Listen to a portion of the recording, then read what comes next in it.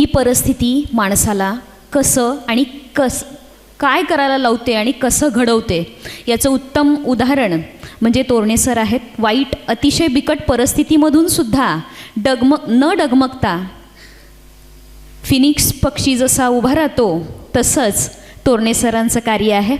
तोरणे सरांच्या या प्रकाशन सोहळ्यामधील उपस्थित असणारे माननीय श्रीकृष्ण पडळकर सर यांना मी विनंती करते की त्यांनी आपलं मनोगत व्यक्त करावं.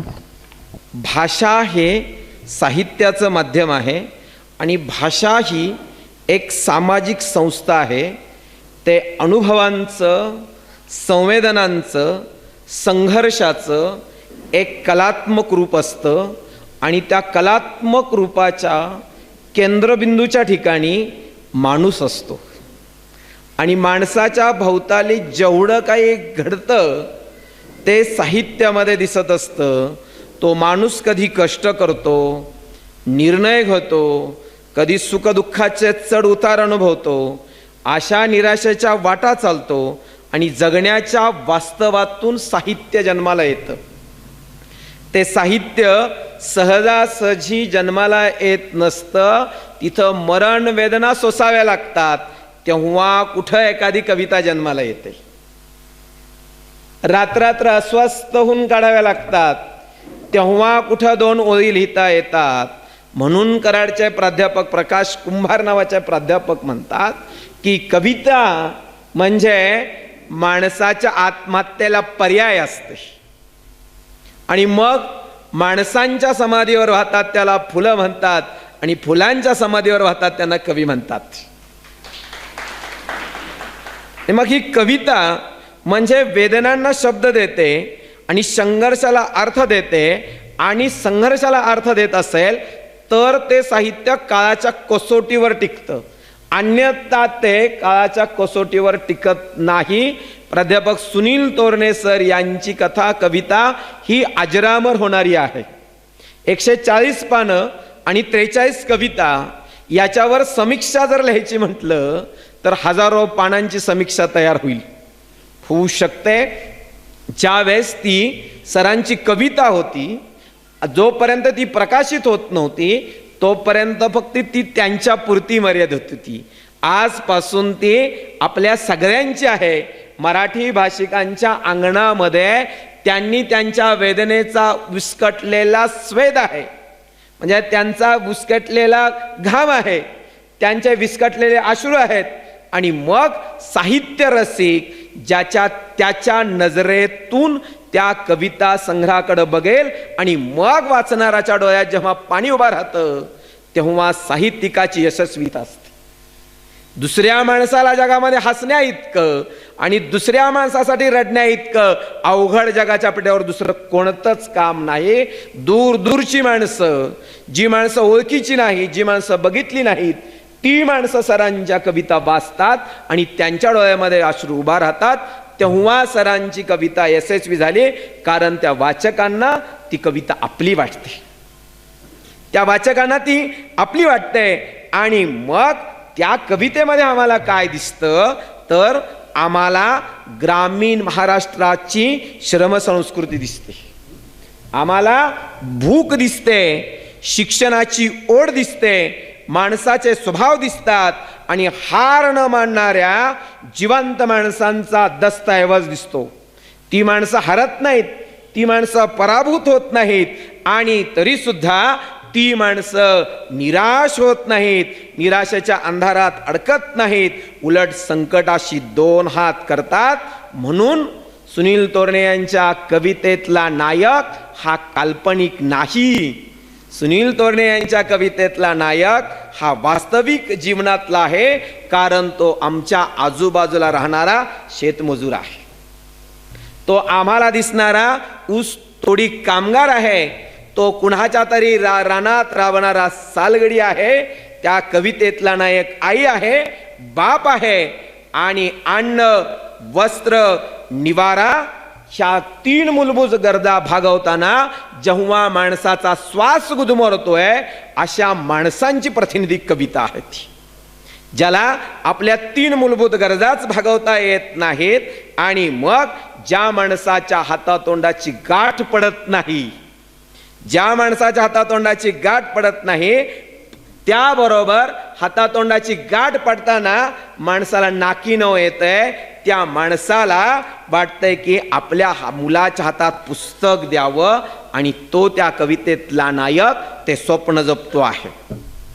असा सामान्य माणूस या कवितेतला खरा नायक आहे. कारण सुनील तोरणे यांची पहिलीच कविता आहे झोपडी, आई आणि मी. छान पद्धतीनं कविता सादर केल्याने की तुम्हाला या पूर्ण कविता अनुभवाला येणार नाहीत, तर तुम्ही पहिल्यांदा त्या कविता ऐकून घेतलेल्या आहेत. आता आम्ही त्याच्यावर भाष्य करतोय. तर पहिल्यांदा ती कविता आम्हाला झोपडी, आई आणि मी बघितल्यानंतर ही कविता दारिद्र्याचं चित्रण करणारी वाटते.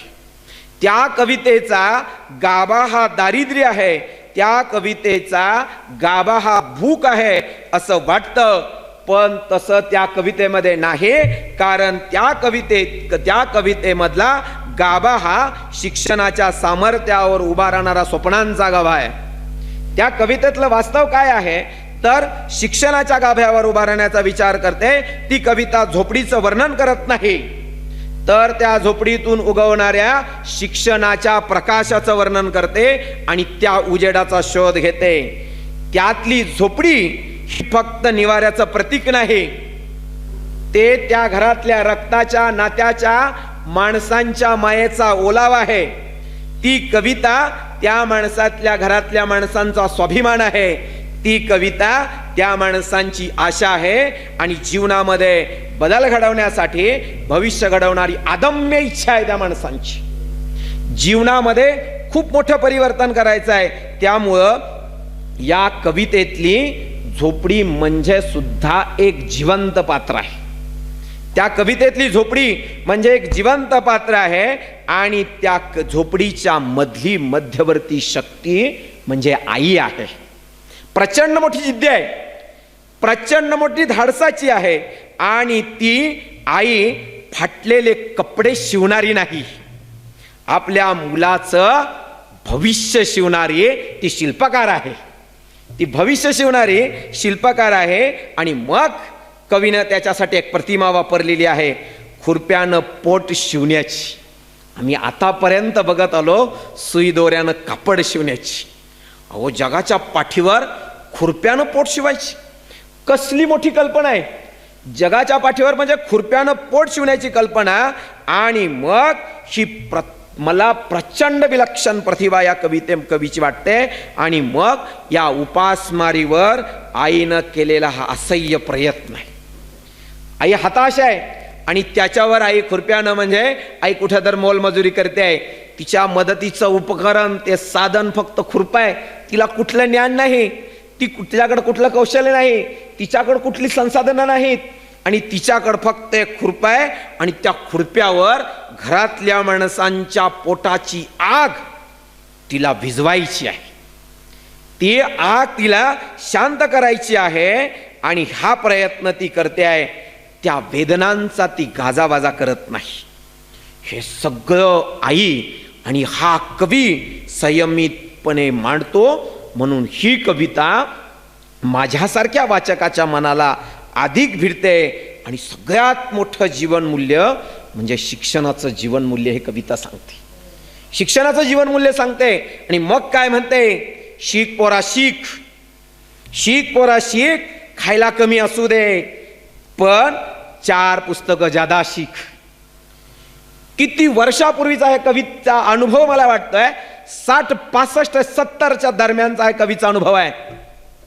आणि जेव्हा आम्ही 2026 सालाला उभा राहतो तेव्हा निरक्षर असलेल्या, शेतामध्ये मजुरीचं काम करणाऱ्या, खुरप्यानं कुणाच्या तरी रानामध्ये भांगलणाऱ्या आईनं स्वप्न बघितलं तो पोरा शिक आणि 2 पुस्तकं जादा शिक असं म्हटल्यानंतर खऱ्या अर्थाने व्यासपीठावर बसलेला मुलगा त्याचं कितीतरी वर्षांपूर्वी बघितलेलं आईनं बघितलेलं स्वप्न साकार झाल्यासारखं वाटतं. ही कविता स्वप्नरंजन नाही तर स्वप्न पूर्ण करण्यासाठी धडपडणारी कविता आहे असं मला वाटतं.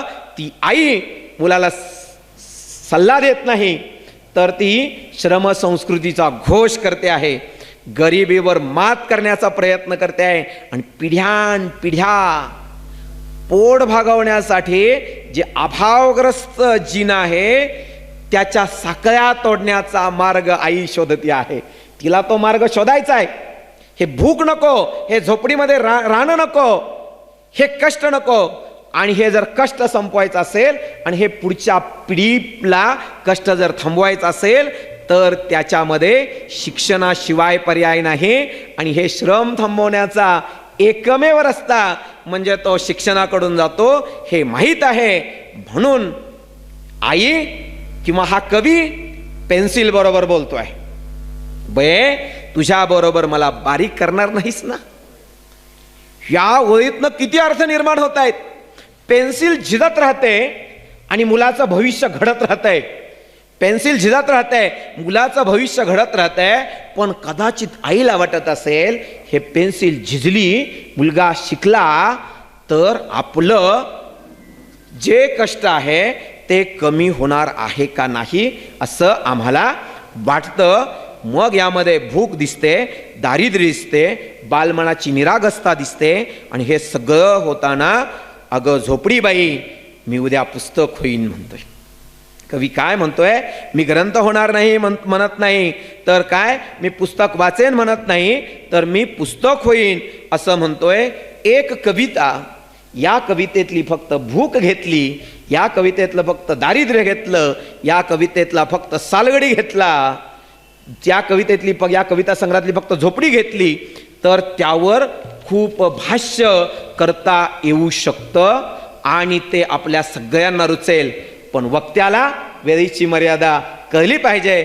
जो वक्ता वेळेवर थांबतो आणि पुढं काहीतरी बोलेला असं उत्सुकता राहते, तिथंच वक्त्यानं थांबलं पाहिजे. आपण सर्वांनी हा विषय माझ्याकडून खूप छान पद्धतीने ऐकून घेतला, त्याबद्दल तुम्हा सर्वांचं मनपूर्वक धन्यवाद. धन्यवाद पडळकर सर. आपण खूप मार्मिक आणि अभ्यासपूर्ण विवेचन आपल्यासमोर ठेवले. आपण सांगितलंच संघर्षाला अर्थ देणारी कविता काळाच्या कसोटीवर टिकते. वाचकाला कविता आपली वाटली पाहिजे. भूक सोसणारी, शिक्षणाची ओढ असणारी कष्टकरी माणसं या कवितेतून प्रतिबिंबित होतात. श्रमसंस्कृतीचा उद्घोष करणारी कविता आपणास सरांच्या कविता संग्रहात भेटते.